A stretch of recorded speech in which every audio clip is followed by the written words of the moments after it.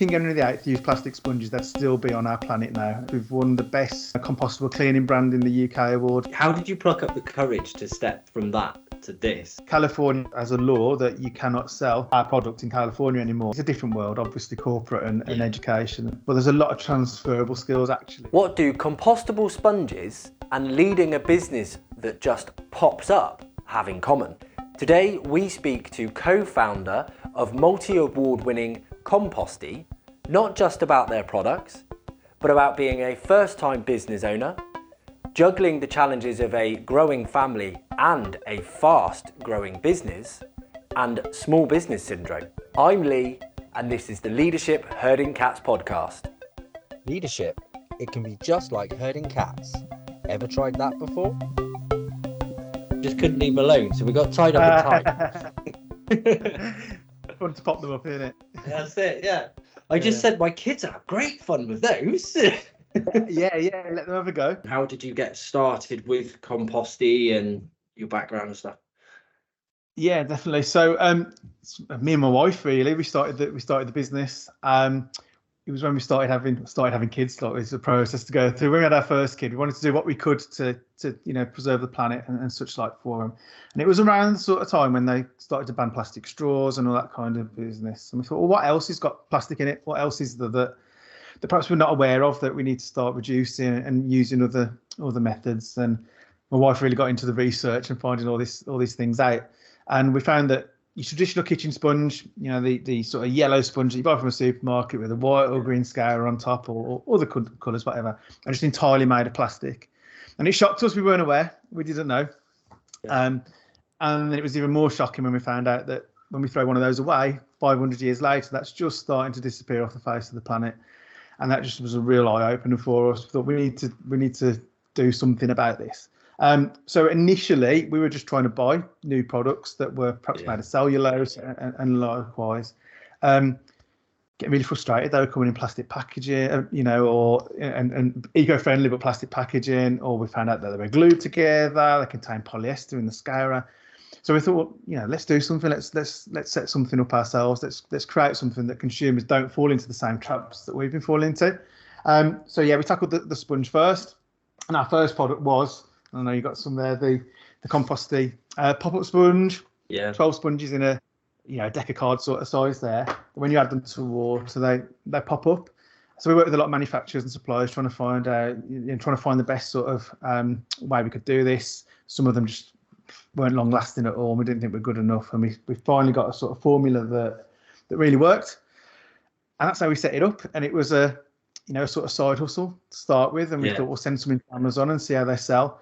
And they've honestly flown out of Amazon so quickly. Within 2 years, we've got 1,000 5-star reviews, and it's all sort of just ran away from us through that, really. So it all started off with our wish to just live a little bit more sustainably, and it turned into a whole business sort of concept for us. It's quite often the way, though, isn't it? Sometimes there's that kind of wake up call, and I know I had a similar sort of journey that when my kids were born, you sort of look at it a little bit different, don't you? When you're young, and you don't think about it so much. Or I didn't anyway. That's probably a bit judgmental. But you don't. You need that kind of wake up call of what's coming next, what are we doing with this, and things like that, don't you? So. And the actual sort of, now you're not just, you say it's kind of run away with you a bit. You're not just award winning. You've been nominated for multiple awards with the products as well, haven't you? Yeah. This year we've had tons of recognition. So the first went on sale February 2021, and 2023. Honestly, I think we've been up for 5 awards. We've won the best compostable cleaning brand in the UK award for the SME News awards, elite awards that they do. And we're getting tons of recognition now. We've been in some national press and all that kind of stuff. So it's been really exciting. And this is when we started to think, really, well, is this just a consumer product? Can we then start to roll this out and enter the B2B market? And that's something we're really focusing on now in the next 12 months, is to get into more businesses and accommodation, cleaning companies like yourselves and so on, to help them reach their sustainability goals. Yeah, because the hardest bit for you must be getting people to realise that there even is an alternative. You said yourself you didn't realize how bad those dishwashing sponges are in the first place, you know. So that's got to be half the battle, isn't it? Is getting that word out there and getting people to realize there's a difference. Education, education's a big thing. And I think without, we are still a small business, and without a big budget, it's hard. You're entirely right, it's hard to do it. We rely a lot on our social media followers to help us sort of spread the word.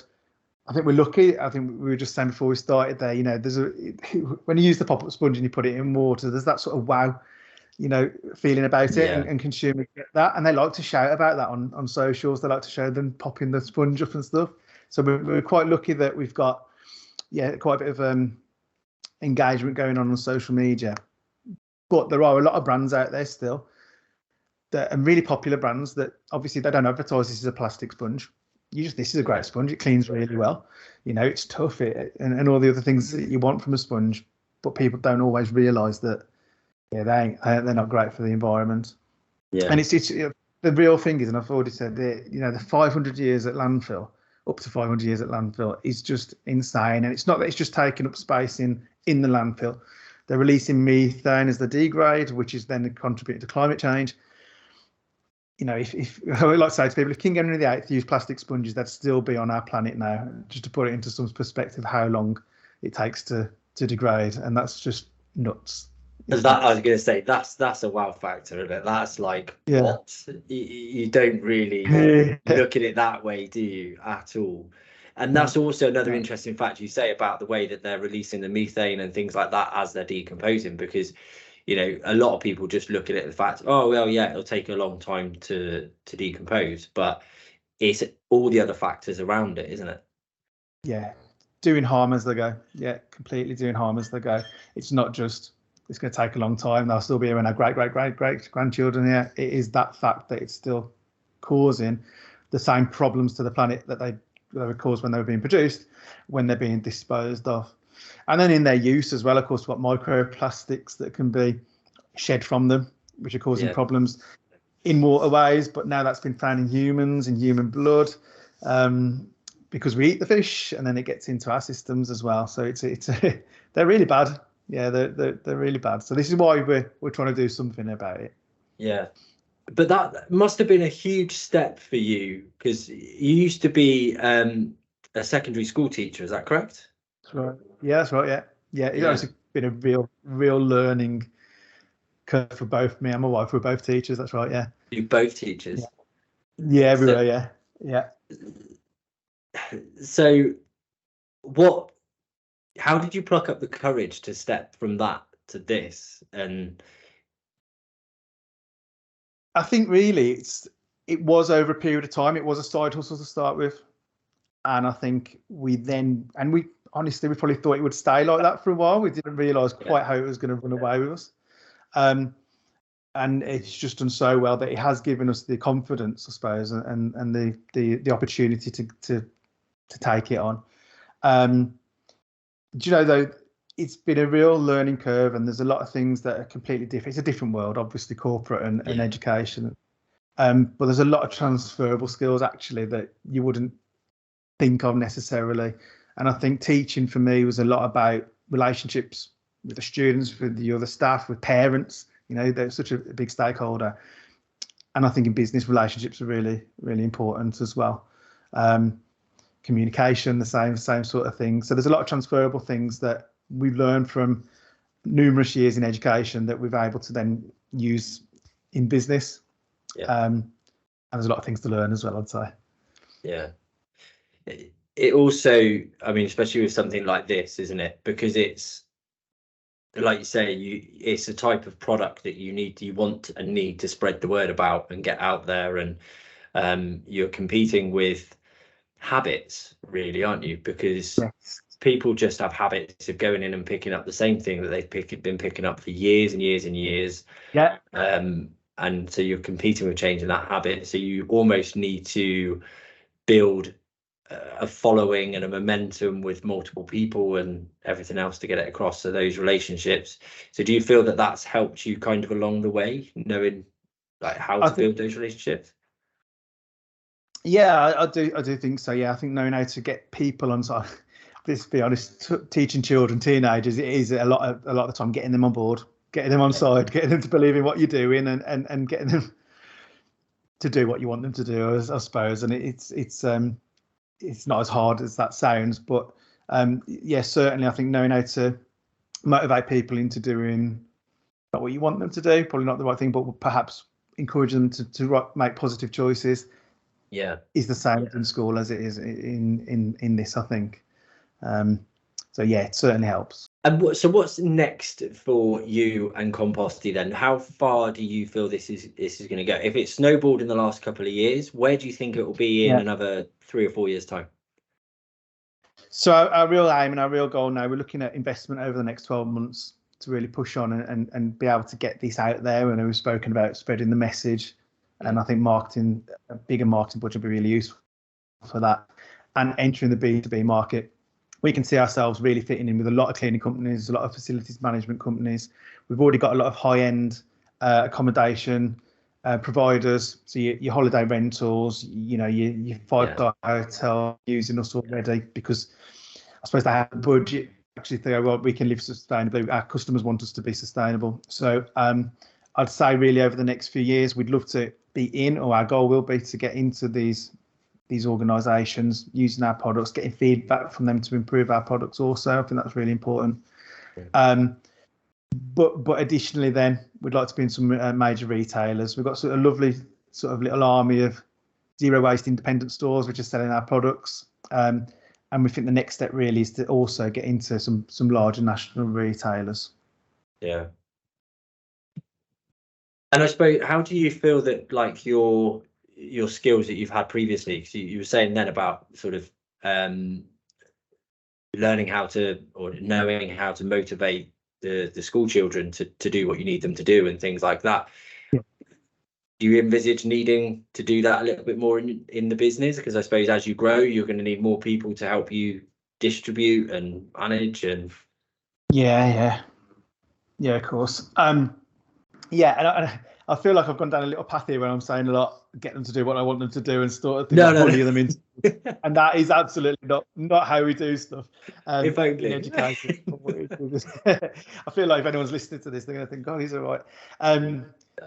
But no, it's about encouragement, isn't it? And it's about you are going to get some resistance to some things, some decisions you make. You get resistance to. It's getting people on board. And I think really from a leadership point of view, as long as you've thought through yourself the reasons why you do it, you can then explain to someone else the reasons why we're doing it. And I think that really helps. I know I've worked with people before saying this is what we're doing and this is what we're doing, and they won't have any feedback from you to say, well, actually, have you thought about doing this and stuff like that? And I think listening to your staff's really, really important too. Yeah. I think the good thing about the way that you've already kind of set up and the way that you're going with it, just even the simple things like, planting a tree for every pack you sell, it sets the culture for the business already, doesn't it? So I suppose, the good thing is with a product like this, the culture has to be there. With the larger, more corporate companies, you might have an isolated product that is good, but the culture of the company isn't there, and that's when it starts to slip. And you said as well, when you were buying the products in, the product might have been eco-friendly, but the packaging wasn't, and that's got to be one of the biggest, most annoying factors, isn't it? It's incredible. If we just go back to that for a little bit, even now on Amazon, there's so many sellers on Amazon that are doing well, and they're just completely greenwashing. We've not found a supplier yet, and I may be wrong, but we've not found a supplier yet that can use a sisal or a scourer or a coconut scourer attached to a sponge, which isn't attached with glue, sometimes latex, which I say is natural, but doesn't have polyester woven within that coconut fibre. Because you think of a coconut, it's all fur and it's sticking off. You buy a sponge, it's nice and flat and compressed, and they've got polyester within them. In our experience, anyway. So there's so much greenwashing going out there, and I think that's another issue that we suffer from, or not necessarily suffer from, but we need to maybe as a society or as a country need to work out how do we prove that something is eco-sustainable, compostable, and how is it not? One of the things we'd like to do is get ours as certified compostable. Yeah. Run lots of tests ourselves, all our customers can compost them. But I tried getting some prices actually for the OK Compost Home certification, and they're coming back at around 20 grand just for one product to prove that it is. And for us as a small business, we just can't do that yet. No. The big companies might be able to do that, and it's another reason we'd like to get some investment to go, you know what, this product, it is compostable, it's proven compostable, you can chuck it in your garden waste, you can chuck it in your food waste for your council, that would be okay. And it's just so expensive for us starting off that we can't really afford these sort of things. Well, that's just crazy money, isn't it? Because that is pricing the little guys out of doing that, and Absolutely. helping these people that are greenwashing. And I think that's the thing. There needs to be a way of proving whether or not something is right or wrong. You shouldn't be able to say something is completely eco-friendly, or just say that it's eco-friendly, or say that it's compostable if it's not. But then to have a way of proving it and certifying it, but want to charge that sort of money is just crazy. But it's mad, isn't it? Yeah, there's a lot of products you buy now, isn't it? And they have the word eco on them, or they'll have a bit of green, and they call it greenwashing, but a bit of green on the packaging and stuff. And you look and you read and think, well, why is that? And it'll be like, well, it lasts a long time, so you don't have to buy another one so quickly. But it's made of plastic, and it's going to be, there needs to be some rules, I think. Yeah. And I think they are working on. In fact, in California, because we do sell on Amazon in America. Okay. California has a law that you cannot sell our product in California anymore until we get that certification. Before we dive too deep into this week's podcast, I want to tell you a little bit about our sponsors, which is Vapor Clean Commercial Cleaning Services. Vapor Clean provides commercial contract cleaning throughout the Southwest. If you run a business with premises that need cleaning on a daily basis, then we can provide that service for you regularly, sufficiently, and consistently to the highest standard. We provide trained professional operatives that are audited and supported the right way, making sure you have the highest standards all year round. So if you want to know more, get in touch. But for now, back to the podcast. So they're sort of going down the right path, but they're again pricing us out that we can't really do that just yet. Yeah, that's crazy, isn't it?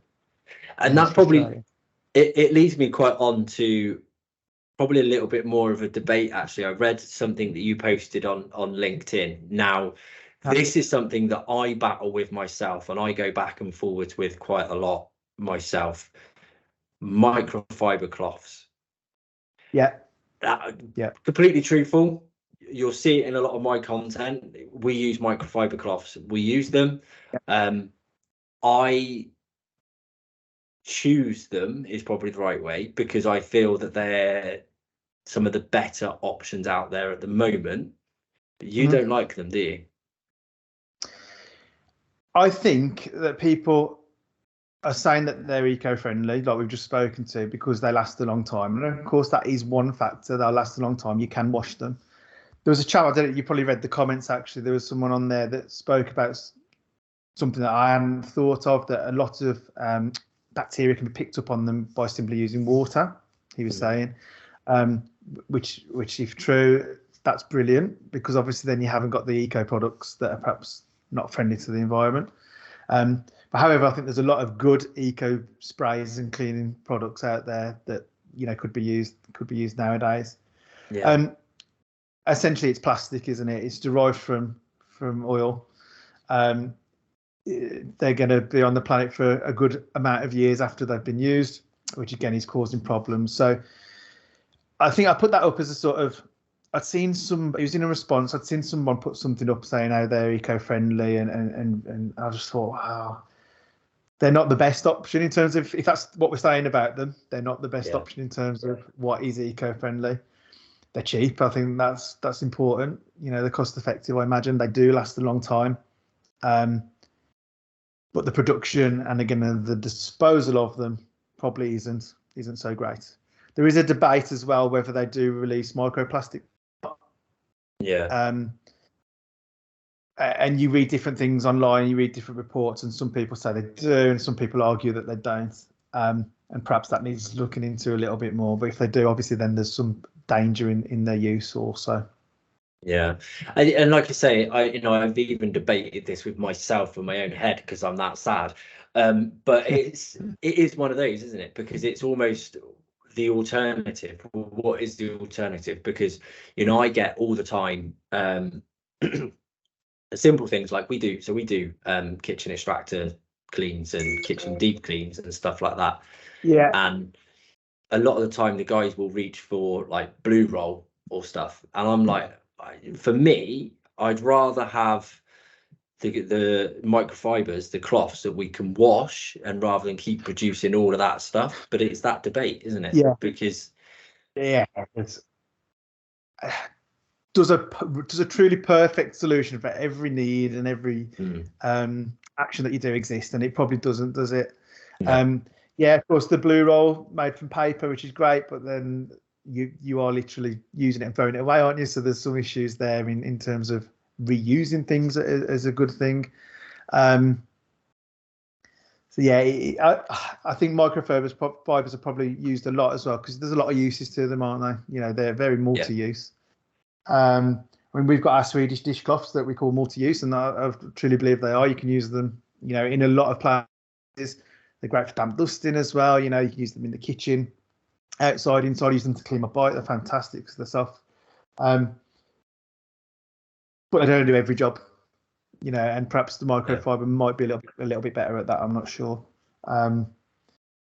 Yeah, we have one thing we're trying to create a product that would get a really high shine on something. And we are struggling to find anything that's as good as a microfiber or similar cloth to get in a really high shine in your bathroom. We've tried a lot of things so far. Nothing does compete in terms of the result you get. And I think with us at Composty, we're not just chucking out eco products because they're eco and good for the planet. We also want them to be as good as the things that you're already using. And there's no point otherwise just yet, I think, until we can get that right. No, I agree. And again, you've kindly sent us some samples, and we're going to truly put them to test. We've been playing around with them this morning. We're going to be distributing them out to many of the team. First looks, I'm really impressed, and I think the results are going to be quite positive in the videos that obviously we'll share with you. But it's the test of use is the biggest thing, isn't it? My biggest bugbear is something that's like, oh yeah, use this product. This product's really eco-friendly. Two factors of that: 9 times out of 10, the cost is sky high. Again, your products seem really comparable, so that's a good factor. But then it's also the factor of they're no good. And if they don't work, what's the real point in them anyway? I'm from the cleaning industry, and I can't stand not being able to do a job right. So it's finding those products that still work and do the job. And it's quite refreshing to hear you say that there's still that bit that needs finishing off, if you like. They do the job they're designed for, but there's still that gap for another product to finish off as such. But no, the dishcloths so far, they again, we've been playing around with them this morning. They feel quite strong, they're quite sturdy, aren't they? And they seem pretty good. They're great. They're my wife's favorite product, actually.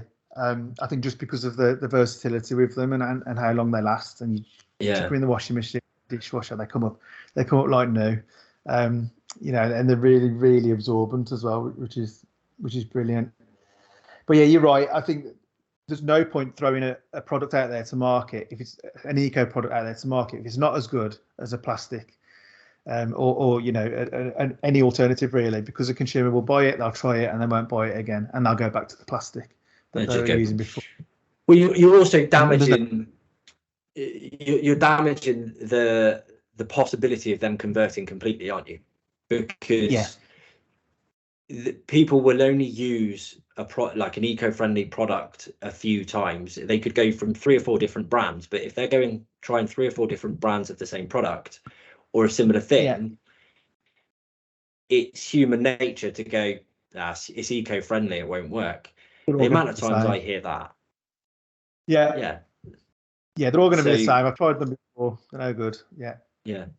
You've got, and I think that's the philosophy we've had from the start. You've got to put stuff out there that's as good as, if not better than, stuff that's already out there. Otherwise, people will give up. Yeah. Yeah. Totally. And so, what's been the hardest part of your journey so far? I think really the sort of growth and the speed of the growth has taken us by surprise, and it keeps us busy. It keeps us real busy. I know for me personally, we've spoken about when we started it, when we had our first child. We've got 4 now. Oh, right. We've got to say with a bit of a snigger. We've got 2 daughters, 6 and 4, and we went for a 3rd child last year, which ended up being twins. So we got 2 twin-year-old boys, and they're brilliant. But it's madness at the moment. It's just crazy. And then, you know, having 4 kids, you haven't got a car that's big enough to fit 4 kids in. So we need to upgrade the car and the house. We need to move house to get bigger. So it's been a busy old 12 months really since the lads were born. And I think just managing everything, you know, managing the family life and business. And I know there's a lot of people who, do you know, my brain is always thinking about compost. It's always thinking about composting and what we can do next, what we need to do and stuff. And I think finding that work-life balance, and still first and foremost for me being a dad, and then composting being second, has been, I'd say it's a challenge, but I think I'm winning, if I'm honest. But yeah, I think that's been, at this point in our lives, a real busy time for us. And it's tough, isn't it? I mean, I've got 2 young kids myself, and you battle with that. I battle with that every day, because it's a case of, when you've got your own business, your brain is always going to be on it. I don't think you can ever truly 100% switch off. But in the same sense, when you're with one, you need to be home with your kids and make time for your kids, but you also need to actually be there when you're there. I know I've struggled with that in the past, that I'm there, but my brain's not. So it's the reminder of that, and it's a constant balance and act of running a business, isn't it? And I suppose that must have been, well, I mean, I don't think teachers have an easy life, but that must have been quite a change, because there was that. It was around the same time you sort of started the family as leaving teaching. Then was it? No, leaving the teacher's been a lot more recent, really. Right. So, yeah, we were kind of teachers for quite a while. Once we started the family, so 6. My eldest daughter's 6. Composty, our first product, went on sale about 2.5 years ago. So yeah, I mean, yeah, of course, teaching's busy. There'll be people listening to this now, and I know also, but you get 6 weeks off in the holidays and all this kind of stuff, and of course you do, and that's nice. And you get that time back a little bit there, don't you? But yeah, I think running a business is busier. Probably why it's called business. But yeah, it's rewarding, you know. But I'm totally with you about being there when you are there, being present when you're there. I think sometimes I do find myself and I've just got to send, Daddy, I've just got to send this email, and I've now started thinking, well, no, do you know what? That can wait. I'll just snooze that for 10 minutes, go into that, and then come back. You know, I'm reading at the moment, actually, and you may have read it, Robin Sharma's the Everyday Hero Manifesto. It's every now and then I just want to read a book that just brings me back to why I do it and what life's about, and you know, it's just fantastic. And he talks a lot about doing your work, you know, and doing that, but also finding time to relax and finding time for your family, and how important that is. Actually, it's not just you know, we're doing that because they're our family and we should do it. It's because actually you'll work better then, because you've had that time to relax and you've got that meaning back about what you're doing, why you're doing things. Yeah, and I really recommend that book. It's just sort of got me back on track with a lot of things really at the moment. Okay, I've got a question coming in from the side from Craig, so we'll come back to that in a sec. But that, I'll be reading that book. That sounds good. Craig, what's your question? Because he said he came out of teaching recently. Yeah. What was it like managing teaching and business side of each other? Did you hear that? Did you know, busy as well, and I think I naively thought, well, if I give up the teaching, then on the nights and the weekends, I'm not going to have to do all the stuff I was doing before. But I still feel like I am. Yeah. I still feel like I am still doing all those things.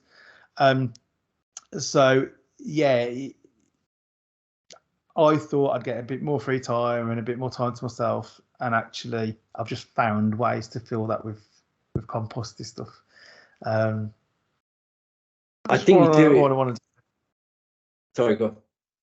It's what I want to do. You know, it is. I think, you know, I want to keep pushing it on and stuff. So Yeah, but I think you do in a business, though, don't you? The thing is, especially if you're growing a business, there's always something else to do. Something will change. You're spinning a lot of plates. You're wearing a lot of hats because you're trying to do a multitude of things. And I mean, I call it small business syndrome. It's the same as, like you were saying, with your marketing budget. It's all right if you've got some massive corporate business, but when you're a smaller business, you will, for a long time at least, you suffer from small business syndrome because you have to wear too many hats, do too many things, restrict your marketing budget. I'm sure if this product, and I don't believe it would be the same, but if your product was owned by a corporate business, it would probably already be in the supermarkets, it would already be on the TVs and all that sort of stuff. It would go overnight, but it would be watered down as well, wouldn't it? And it wouldn't be as good. I'm sure you believe that. So, yeah, I do. I think we put our heart and soul into this. Yeah. And I think that's something we've got different, isn't it, than the big corporates? Yeah.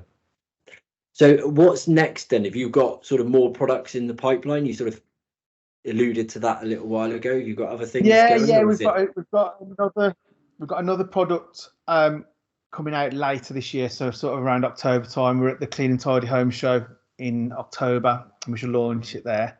So we're excited about that. It's something that some people have been asking about, really. Some of our followers on social media have been asking for. So I'm going to keep shutting them about it for now. But that's coming out in October.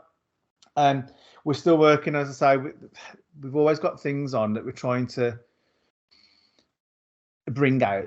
But we're trying to get it right first. So I have said we're trying to find a solution for something that will give you a nice high shine when you use, a product on your chromes or whatever it might be. So we're still working on that. Another challenge we have actually is that everything we do, we want it to be compostable. And at this point, we don't want to take any sort of, we don't want to take that away from the brand. So for a lot of things, like we've looked at brushes, and we've looked at bamboo brushes, but for them to really last for quite a long time, they're going to need to have a varnish on the bamboo, and that won't compost very well. So we're trying to find solutions really to a number of things, and we've always got ideas going on, and we're trying samples of things and trying to tweak them until we can just get them quite right. Yeah. Well, for one, we'd like to see that product when it is available. I'd definitely like to see what's coming up next. And then, we're definitely impressed so far with the products that are coming out, and I think it needs to be shouted from the rooftops, really, because there's much different from a lot of products that are out there at the moment. And you're looking to sort of bring on some investment so you can continue to grow that and move it forward as well. And how do you see your sort of role changing within the business then? Have you got a good split between yourself and your wife of who does what at the moment, and plan of where that goes next? At the moment, so my wife sort of does a lot of the socials and the marketing side of things at the moment. As you said, there's so many hats to actually wear, isn't there? You're constantly spinning plates and stuff. And I'm kind of responsible for everything else. But we do bits of each other's roles as well. We quite dovetail quite well, really. I'm quite lucky like that we get along in business and outside. So I think with investment, we'd look to bring some added help on. And I feel like a challenge might be at that point will be to let go of a few things. And to think, like, what do I give? I like doing that, or I want to keep control of that. And I know I've heard other people speak that they've gone through similar stages, and it's been challenging for them as well to think, right, I've got to hand that over and keep my nose out of it and just leave that person, whoever is doing it now, to get on with it. Because you just do everything to start with, don't you? And it must be tricky to let go. Yeah, it is. And I mean, when I started Vapor Clean, it's I've literally done every job right the way up. There's nothing that I haven't done, and you get to a point where you physically have to let go of as you're holding the business back. But when you, especially about something like you're doing that you're so passionate about, it can be challenging to let go. But I think the quicker you let go, the better it can be, because otherwise you can hold things back. And that was a hard lesson for me, because I know I delayed a lot of our growth because I wouldn't let go of certain things.